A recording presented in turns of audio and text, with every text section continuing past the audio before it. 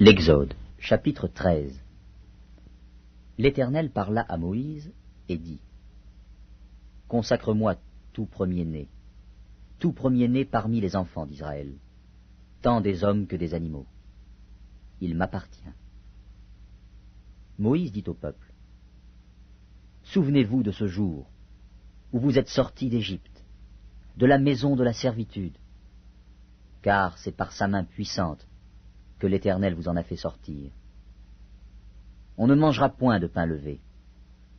Vous sortez aujourd'hui dans le mois des épis, quand l'Éternel t'aura fait entrer dans le pays des Cananéens, des Héthiens, des Amoréens, des Éviens et des Jébusiens, qu'il a juré à tes pères de te donner, pays où coule le lait et le miel, tu rendras ce culte à l'Éternel dans ce même mois. Pendant 7 jours, tu mangeras des pains sans levain, et le 7e jour, il y aura une fête en l'honneur de l'Éternel. On mangera des pains sans levain pendant les 7 jours. On ne verra point chez toi de pain levé, et l'on ne verra point chez toi de levain, dans toute l'étendue de ton pays. Tu diras alors à ton fils : c'est en mémoire de ce que l'Éternel a fait pour moi, lorsque je suis sorti d'Égypte.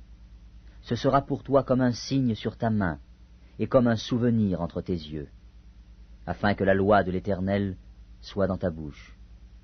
Car c'est par sa main puissante que l'Éternel t'a fait sortir d'Égypte. Tu observeras cette ordonnance au temps fixé, d'année en année. Quand l'Éternel t'aura fait entrer dans le pays des Cananéens, comme il l'a juré à toi et à tes pères, et qu'il te l'aura donné, tu consacreras à l'Éternel ton premier-né, même tout premier-né des animaux que tu auras. Les mâles appartiennent à l'Éternel.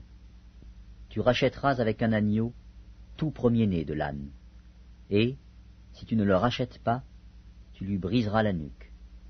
Tu rachèteras aussi tout premier-né de l'homme parmi tes fils. Et lorsque ton fils te demandera un jour : que signifie cela ? Tu lui répondras : par sa main puissante, l'Éternel nous a fait sortir d'Égypte, de la maison de la servitude. Et, comme Pharaon s'obstinait à ne point nous laisser aller, l'Éternel fit mourir tous les premiers-nés dans le pays d'Égypte, depuis les premiers-nés des hommes jusqu'aux premiers-nés des animaux. Voilà pourquoi j'offre en sacrifice à l'Éternel tout premier-né des mâles, et je rachète tout premier-né de mes fils. Ce sera comme un signe sur ta main, et comme des frontaux entre tes yeux, car c'est par sa main puissante que l'Éternel nous a fait sortir d'Égypte. Lorsque Pharaon laissa aller le peuple, Dieu ne le conduisit point par le chemin du pays des Philistins, quoique le plus proche. Car Dieu dit : le peuple pourrait se repentir en voyant la guerre, et retourner en Égypte. Mais Dieu fit faire au peuple un détour par le chemin du désert, vers la mer Rouge. Les enfants d'Israël montèrent en armes hors du pays d'Égypte.